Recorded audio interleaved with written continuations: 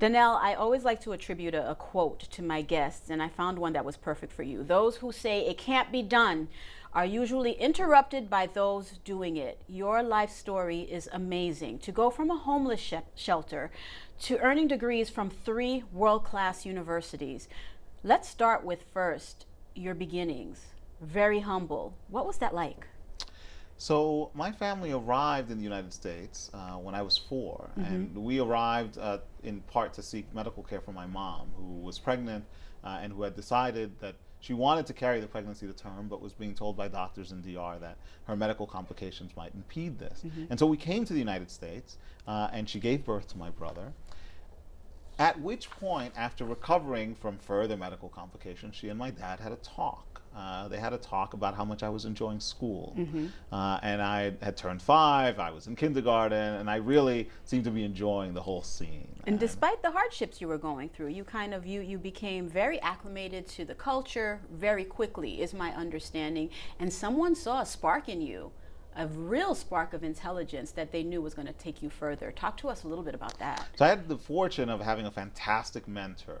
When my family was living in the shelter system a few years after we'd arrived in the States, one day I was reading by myself in a corner, and this arts instructor saw me, and he started asking me all these questions.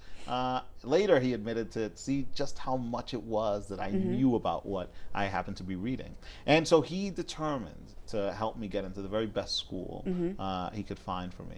And it was because of his belief in my ability that I was able to end up at the collegiate school on Manhattan's Upper West Side. And you also have a spiritual leader that I believe you're still in touch with now that also helped guide you along. Talk to us about how your faith kept you going during the most difficult times and even today. So the late Father Michael Sepp, he passed away a few years ago, was really my father in all kinds of ways. He modeled for me what it meant to be a man of faith. And he was willing to have faith in our abilities, my family's abilities, my ability, even when I had very little faith. Even as an altar boy, you would run into challenges and you would run into obstacles, and he kind of just pushed you along that way as well. He pushed. He was serious and he was stern and he was demanding, but he was also very kind. And he was very loving of us, those of us who were roped into the fold by him. The reason your story is even more interesting to me, Danelle, is because, of course, we are in the midst of this huge immigration debate, and from the DREAM Act to, Donald Trump's very controversial and inflammatory comments, to you being right here in the Diocese of Immigrants talking to us. You've seen it from so many different perspectives. Talk to us about this culture, this environment. So there are several different aspects of the discussion that I hope Undocumented, the book, sort of intervenes in productively. The first is we live in this marvelously vibrant multicultural society. And in the case of New York City, we live in this extraordinarily multicultural and diverse city. At the same time, there are people who have repeatedly argued for more stringent immigration controls, and in the case of Trump, have really made a point of insisting on incredibly xenophobic attitudes towards immigrants. And so my book is intended in part to challenge those kinds of claims that are made, assertions made on very little evidence about immigrants. But at its core is a conviction that is already formulated as long ago as we can find it in the book of Leviticus. When a stranger sojourns with you in your land, you shall do him no wrong. This is an understanding that seems to have faded from the public discourse, especially the discourse that is engineered around the kinds of xenophobic statements uttered by Trump and co.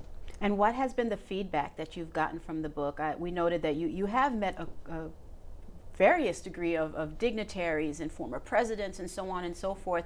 What do they tell you about your journey, about the book, and where you're going to go from here?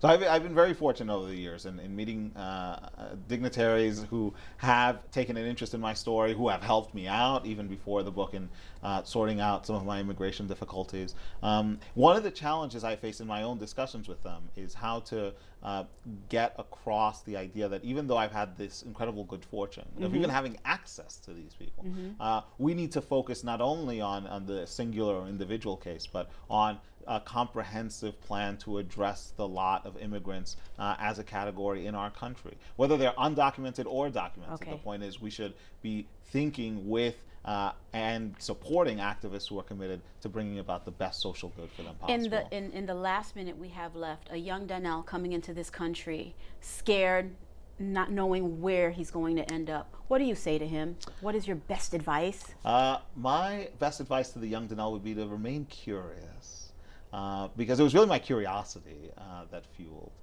so much of what I did. And the second piece of advice I would give was to trust his mom. Because mom had this my mom, as I hope Undocumented conveys, had this extraordinary vision that was informed by her faith. And it was a vision that would see past these everyday obstacles, some of which were quite substantial, like the fact that we did not have documentation, to a future where her sons would be able to achieve their dreams. And so I would tell him, trust your mom. All right, that's the best advice ever. I know I trust mine. Thank you so much. I wish we had more time, but we have to leave it here. No, it's but thank you so much for being here. It Your was a story is pleasure. extraordinary. Oh, thank you so much. Thank you.